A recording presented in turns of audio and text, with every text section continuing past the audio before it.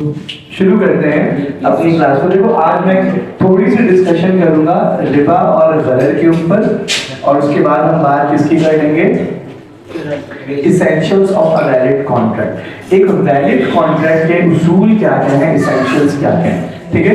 देखो अब समझो कि रिबा क्या है, क्या है रिबा क्या है। देखो हमारी यहाँ जो रिबा है, रिबा दो शक्ल में पाया जाता है। रिबा की कितनी किस्में, दो किस्में हैं। एक को कहते हैं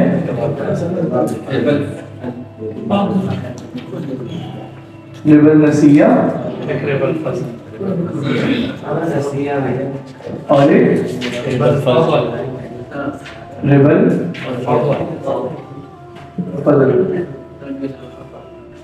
रिबल नसिया और रिबल फजल। देखो रिबल नसिया वो रिबा है जिसकी मुमानत कुरान शरीफ में आई है, इसलिए इसको रिबल कुरान भी कहा जाता है और इसको रिबल जाहिलिया भी कहा जाता है, क्योंकि ये जहालत के वक्त आम थी। यानी ये रिबा दौरे जहालत में आम थी, तो इसलिए ये रिबा रिबल नसिया भी कहलाता है, रिबल कुरान भी कहलाता है और रिबल जाहिलिया भी कहलाता है। इसके बरक्स अगर हम बात करें रिबल फजल की, तो रिबल फजल को रिबल हदीस कहते हैं, क्योंकि इसकी मुमानत हदीस में आई है। रिबल हदीस की, रिबल फजल की मुमानत हदीस में आई है, इसलिए इसको रिबल फजल कहा जाता है और रिबल हदीस भी कहा जाता है। और इसका एक और नाम है रिबल बै, यानी बै की रिबा, बै में रिबा। अब बै में रिबा से मुराद क्या है और रिबल नसिया से मुराद क्या है।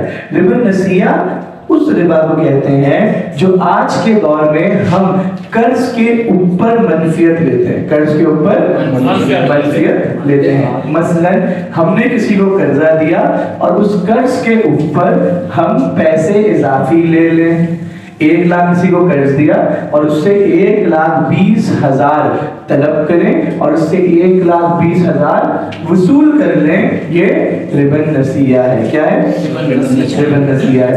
और रिबल फजल क्या है? रिबल फजल ये है कि किसी को कोई शय दी और उसके बदले वो शय वापस जब ली तो उसमें ज्यादती या कमी कर दी, लेकिन वो चीज ऐसी हो जिसको पैमाइश किया जा सके, जो वॉल्यूम रखता हो या वजन रखता हो। क्योंकि हदीस में जिन चीजों के बारे में मुमानत आई, जब हम उसका क्यास करें दीगर चीजों पर, तो इन्हीं मुशाबहत की बिना पर हम इसकी तखसीस करते हैं कि जो हुक्म इन चीजों पे लगेगा वही हुक्म इस चीज पर भी लगेगा।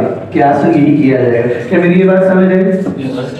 अब अगर कोई ये कह दे कि हम किसी को कर्ज देते हैं, लेकिन कर्ज देने के बाद हमने कुछ उनसे तलब नहीं किया, हमने कर्ज दिया मुतलक है और उनसे कर्ज ही वापस लिया जो हमने उनको कर्ज के तौर पे दिया। अगर वो मकरूज आपको जब पैसा वापस करे और उसमें कुछ इजाफा कर दे, अपनी तरफ से, अपनी जानिब से ना पहले मुआहदा हुआ, ना पहले उसने बात की और ना ही हमने ऐसी कोई शर्त लगाई, तो इसको इस्तेहसान कहेंगे, ये रिबा नहीं है। अनटिल और अनलेस क्या करो इल्ला माशाअल्लाह कि उस जगह के उर्फ में वो चीज आम ना हो गई हो। अगर मारूफ हो गई वो चीज कि जब भी कोई किसी से कर्ज लेगा और वो उसको वापस करेगा तो वो उसके रासुल माल पर 10% बढ़ोतरी करके देगा। अगर ये चीज वहां के उर्फ में आ चुकी है, वहां के लिए बिलमारूफ हो चुकी है, और इसके बाद अगर वो अकद में कहे चाहे ना कहे और इजाफा उतने का ही किया जा रहा हो, तो ये भी सूद की सूरत है और ये भी हराम ही होगा। अच्छा जी, तो बैक टू द पॉइंट। तो रिबल नसिया हो या रिबल फजल हो, हमारे नजदीक दोनों ही नाजायज है, हराम है। अच्छा, ये दोनों हम क्यों पढ़ रहे हैं सर? बैंकिंग का ताल्लुक तो सिर्फ रिबल नसिया से होगा, रिबल फजल से तो नहीं हो सकता। क्यों नहीं हो सकता? बिल्कुल हो सकता है, होगा, क्योंकि हम इस्लामिक मॉडल ऑफ फाइनेंस में बुयू करते हैं। इस्लामिक फाइनेंस में हम बै से काम लेते हैं। हम व्यय की हिकमतों को इस्तेमाल करते हुए अपने जरूरियात को पूरा करते हैं। बात समझ आ रही है? तो इसीलिए हमारे लिए दोनों के ऊपर कड़ी नजर होना बहुत जरूरी है। मसले को समझना भी एक बहुत बड़ा फन है। समझो इस बात को कि हम इसको रियल लाइफ में क्यों अप्लाई करने के लिए जा रहे हैं। बात समझ आ रही है? एज अ ज्यूरिस्ट, एक फकीह होने की हैसियत से आपकी नजर बिल्कुल उकाब की तरह होनी चाहिए। उकाब की परवाज़ इतनी बुलंद होती है ना, लेकिन उसके बावजूद भी उसको जमीन पर अपना हदफ नजर आ रहा होता है। तो ये उसकी अल्लाह ने उसको कुदरत दी। तो एक फकीह के लिए भी ये चीज होती है, सवाल में बहुत सारा मवाद होगा, तुम्हें पता होना चाहिए तुम्हारे मतलब की चीज कहाँ कहाँ है, कहाँ से सवाल उठाओगे, कहाँ से उसका जवाब दोगे। ग्लोब घुमाने के लिए बहुत सारी बातें करेंगे, लेकिन इट्स अप टू यू कि आप उसको कैसे क्रॉस एग्जामिन करते हैं। Is that clear everyone?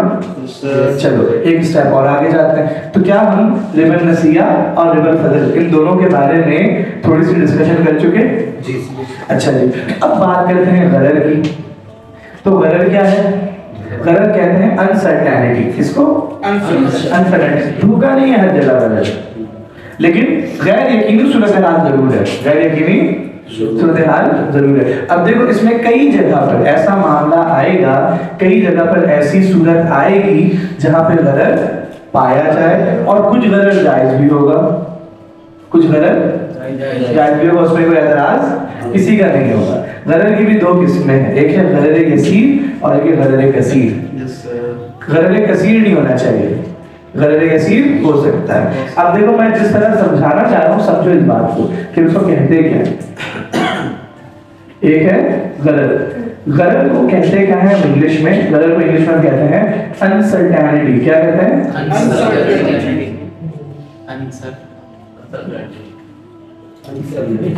Uncertainty. क्या कहते हैं? अनसर्टेनिटी। सही है। अब गरर की कितनी किस्में? दो किस्में। सही है। गरर यसीर, गरर कसीर। कौफ से हुआ काफ से हुआ?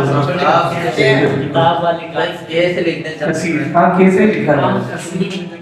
नहीं ना, गरर यसीर, गरर कसीर। गरर यसीर को कहते हैं माइनर अनसर्टेनिटी और मेजर अनसर्टेनिटी, यानी गरर कसीर। गरर यसीर का मतलब माइनर और गरर कसीर का मतलब मेजर, जो बड़ा हो। अब मसलन जिसमें, अच्छा गरर किसी भी चीज में पाया जा सकता है, सबन में भी हो सकता है, मबी में भी हो सकता है। बात समझ आ रही है? कॉन्ट्रैक्ट के एतबार से, अगर शरई उसूलों के एतबार से हम बात करें, कोई अकद करता है तो अकद में जो चीजें, अकद की कितनी चीजें हैं बुनियादी? अकद में कितनी चीजें होती है? चार। कितनी? चार होती है। चार होती है। कितनी होती है? चार। अभी मैं तफसील से करूंगा उसके ऊपर। अकद की कितनी बुनियादी जो है? चार। वो चारों के अभी मैं इसके ऊपर करूंगा बात। हो सकता है 1 से 2 मैं पढ़ा दूं आज, और 1-2 से ज्यादा हम डिस्कस नहीं कर पाएंगे। सही है। चलो एक स्टेप और आगे चल के बाहर निकलते हैं, वापस आते हैं टॉपिक की तरफ। सही है। तो भैया ये चीज तो एक क्लियर हो गई कि गरर यसीर और गरर कसीर, ये दो तरह की गरर है। गरर यसीर में कोई एतराज नहीं, गरर कसीर अगर हुआ तो ये चीज दुरुस्त नहीं होगी। और दूसरी बात ये कि जो गरर है या जो उसूल है वो क्यों है? शरई उसूल बनाए ही इसलिए गए हैं कि इंसान को मामलात में आसानी हो, परेशानी ना हो, बाद में झगड़ा ना हो, बाद में मसला ना हो। बात समझ आ रही है? इसलिए उसूल बनाए गए। अब मसलन आप गरर कसीर की मिसाल देखते हैं तो किसी शय का, मबी का मुतय्यन नहीं होना, ये भी गरर है। मबी मौजूद नहीं है, मादूम की बै नाजायज, क्योंकि वहां पे क्या है? गरर पाया जा रहा है। वहां पर क्या है? गरर पाया जा रहा है, इसलिए ये बै दुरुस्त नहीं है। ठीक है। आपने किसी बकरी का सौदा कर लिया कि रेवड़ से एक बकरी ले लो, मुमकिन है? गैर मुय्यन है ना, नहीं कर सकते। आप कह रहे हैं मछली खरीद लो, तालाब में जितनी सब तुम्हारी पकड़ लो खुद जाके, क्या है? नहीं है, गरर कसीर है। लेकिन एक बकरी का आपने सौदा किया, बकरी मुअय्यन भी हो गई, उसकी कीमत भी मुअय्यन हो गई, तय हो गई, सब कुछ। और उस बकरी के थन में दूध है, तो कितना दूध है ये बात मालूम है? नहीं मालूम। सौदा किस चीज का हुआ है? बकरी का हुआ ना। मभी क्या है? बकरी। अभी तो बकरी है, सही है ना? इस सूरत में क्या है? बकरी है। बकरी का सौदा हुआ, बकरी स्पेसिफाइड है। क्या है? तखसीस हो गई उसकी, खास कर दिया मैंने, इशारा भी करके या सामने दिखा के बकरी को खास मैंने। आई होप मेरे अल्फाज समझ लोगे तो मैं क्यों अल्फाज के चुनाव को इस तरह चुन रहा हूँ। मैंने ये जो बात की है कि बकरी का सौदा हो गया, तखसीस कर दी कि इसी वाले बकरी का सौदा कर रहा हूँ, उसके थन में जो दूध है क्या इसमें भी गरज है या नहीं है? लेकिन ये कौन सा बस ये थोड़ी सी बात आगे चल के कहीं ना ये लिंक करेगा, इसलिए मैं इसके ऊपर बात कर रहा हूँ। सही है। अगर मैं अकद के बारे में बात कर रहा हूँ तो उसमें भी अगर मैं तुमको बता रहा हूँ कि अकदे मुआवजा भी होता है, अकदे बिला मुआवजा भी होता है, कंपनसेंट्री कॉन्ट्रैक्ट भी होता है और नॉन कंपनसेंट्री कॉन्ट्रैक्ट भी होता है। जब उसके ऊपर मैं बात करूंगा तो जाहिर है मैं उस चीज को ध्यान में रखते हुए बता रहा हूँ कोई चीज कि मुझे आइंदा जगह पर इस चीज की वजाहत करनी पड़ेगी। उसमें समझ आ गया? आगे चलूं, कोई मसला तो नहीं इसमें? चलो आगे एक और स्टेप आगे चलते हैं। अगला स्टेप ये है कि माइनर और मेजर से रिलेटेड बात खत्म हो गई। जरा को क्या कहते हैं? अनसर्टेनिटी। क्या कहते हैं? अनसर्टेनिटी। क्या कहते हैं? गलत कसीर माइनर अनसर्टेनिटी और गलत कसीर मेजर अनसर्टेनिटी। बात समझ आ गई? आगे चलूं मैं। अब बात कर लेते हैं अकद की। अब बात कर लेते हैं अकद की। अकद क्या है? अकद क्या है? अकद का अगर लुग़वी माना देखा जाए, जो डिक्शनरी के अल्फाज से नहीं देखें तो अकद का मतलब होता है बांधना। अकद का मतलब क्या होता है? बांधना, गिट्ठ लगाना, जो हमारे उर्दू में इस्तेमाल की जाती है। क्या कहते हैं इसको? बांधना। सही है ना? गांठ बांधना। सही है। लेकिन जो इसकी इस्तिलाही माना है वो क्या है? वो मुख्तलिफ है। इस्तिलाही माना में इसका मतलब क्या होता है? इस्तिलाही माना में इसका मतलब क्या है? नहीं, सिर्फ ये नहीं है, अगर कोई सर्विस से रिलेटेड भी हो सकता है। फिर क्या करोगे? नहीं, सिर्फ इजाब व कबूल भी नहीं है। सही है। जब दो लोग आपस में किसी बाहिमी रज़ामंदी से कोई मुआहिदा करे तो वो क्या है? वो क्या है? नहीं, सिर्फ इजाब व कबूल का नाम नहीं है। मुआहिदा सिर्फ इजाब व कबूल का नाम नहीं है। सिर्फ इजाब व कबूल का नाम नहीं है, कई चीज है। सही है ना? हम उसके ऊपर करते हैं बात। आगे चलो, गलत समझ आ गई बात? आगे बढ़ सकता हूँ एक स्टेप। चलो अब मैं बात करता हूँ कॉन्ट्रैक्ट की। हाँ भाई, तो अब बताओ कॉन्ट्रैक्ट में, एक वैलिड कॉन्ट्रैक्ट में क्या क्या जुज होते हैं? इसको हम कहते हैं इसेंशियल्स ऑफ वैलिड कॉन्ट्रैक्ट। क्या कहते हैं?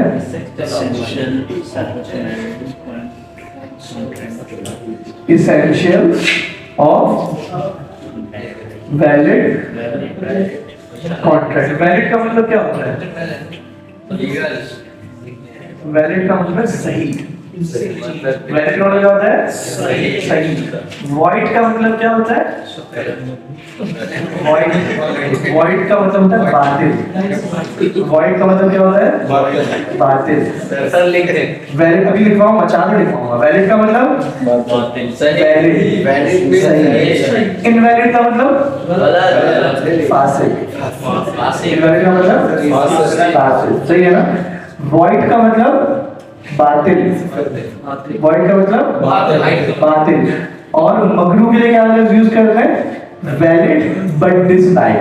Valid but dislike. अभी सब बताता हूँ। हाँ, वैलिड बट डिसलाइक। सही, फासिद, बातिल, मकरू।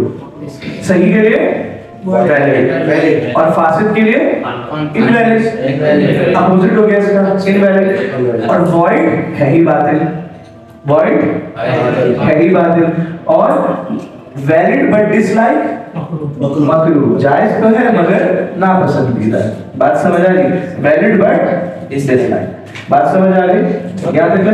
अब बताओ एक वैलिड कॉन्ट्रैक्ट के अकद के बुनियादी जुज क्या है? तुमने बताया, इशफाक ने बताया 4 जुज। कितने जुज हैं? 4 जुज। 4 कौन से? देखो बातिल का तो जायज होने का सवाल ही नहीं है, लेकिन फासिद हो या मकरूह हो, तो अगर इन दोनों में से उन अनासिर को निकाल दिया जाए जिसकी वजह से ये फासिद या मकरूह है, तो फिर उसका तो वैलिड हो जाएगा। इसीलिए बता रहा हूँ कि ये वैलिड। और दूसरी और तीसरी बात ये कि अभी तो हमने उसके ऊपर बात नहीं की, इसके ऊपर जायज और अपने जवाज के ऊपर बात की। मैं किसमें से बता रहा हूँ, ठीक है?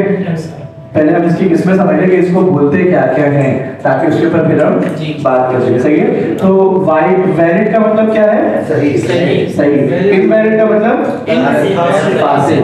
वॉइड का मतलब बातिल। और चौथी मकरूह, यानी valid but dislike. Valid but dislike. मैं भी सारे लिख दूंगा। अब मुझे बताओ इसेंशियल्स ऑफ वैलिड कॉन्ट्रैक्ट क्या है? मैं भी लिखूंगा, मैं सारे बताऊं, क्योंकि मेरे आगे के मौजूद तुमने देखा होगा स्लाइड में लिखा हुआ है, मैं पढ़ाऊंगा तो उसके ऊपर बात करूंगा। पहले तो ये बताओ कि ये जो essentials of a valid contract है, वैलिड कॉन्ट्रैक्ट के इसेंशियल्स क्या क्या है, बुनियादी क्या क्या चीजें हैं? आखिरी में सबसे पहले कॉन्ट्रैक्ट होगा ना, सबसे पहले आक़िदैन, आपको सबसे पहले आक़िदैन लोग होने चाहिए, वो अकद करने वाले कॉन्ट्रैक्टर। सबसे पहले तो आक़िदैन होने चाहिए ना जी। आक़िदैन नहीं होंगे तो अकद होगी कैसे? पहला सवाल। सबसे पहली चीज क्या है? आक़िदैन। दूसरी चीज दोनों आदमी लोग आक़िदैन कॉन्ट्रैक्टर की शराइत क्या है वो भी बताऊंगा, सही है? और इसमें कुछ बारीकियां और भी बताऊंगा जो इसमें है, जो आप लोगों ने उस तरीके से नहीं पढ़ी हुई जिस तरीके से आज के दौर में है। ना सिर्फ आकिल होना चाहिए बल्कि कानूनी हैसियत भी हो कि उसका नकद किया जा सके। मसलन अगर कोई बैंकरप्ट हो, क्या हो? बैंकरप्ट हो तो वो भी अकद नहीं कर सकता। आकिल भी है और बालिग भी है, एनआईसी कार्ड भी रखता है, अकल भी सही रखता है, मजनू पागल नहीं है, उसके बावजूद भी बैंकरप्ट है क्योंकि कानूनी हैसियत उसकी अब नहीं है किस चीज की? अकद करने की। तो इसलिए उसका भी कॉन्ट्रैक्ट नहीं किया जा सकता। लेकिन किस तरह का कॉन्ट्रैक्ट, ये भी एक सवाल है। कौन सा अकद नहीं किया जा सकता? बच्चा खरीदने के लिए जा रहा है दुकान में कोई चीज, आकिल भी नहीं है। अभी तो मैं उसकी शराइत पे बात नहीं करूंगा बात। अभी मैं सिर्फ 4 बुनियादी चीजों से सवाल पूछ रहा हूँ कि वो 4 चीजें क्या है, ताकि उसकी इंग्लिश में इस्तेलाह तुमको पता चल जाए। सही है? दूसरी चीज क्या है? मबी। मबी किसको कहते हैं? उस चीज को जिस पर बय हो रही है। हाँ, लेकिन हम उसको इंग्लिश में कहते हैं सब्जेक्ट मैटर। मैं वो बताना चाहता था। क्या बता रहे हैं? सब्जेक्ट। सही है। नहीं, बात सही है, तुम्हारी बात से कोई एतराज नहीं, लेकिन मैं समझाना चाह रहा हूँ। सब्जेक्ट मैटर क्या है? मबी। क्या है? मबी। तीसरी चीज क्या है? समन को हम क्या कहते हैं इंग्लिश में?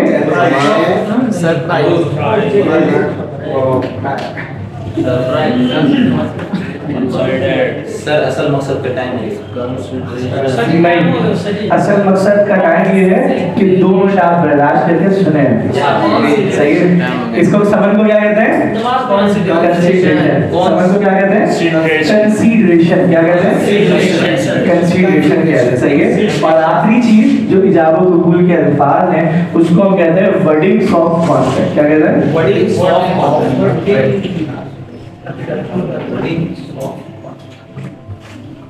Wordings of contract. तीसरा कंसीडरेशन। बोलो कंसीडरेशन।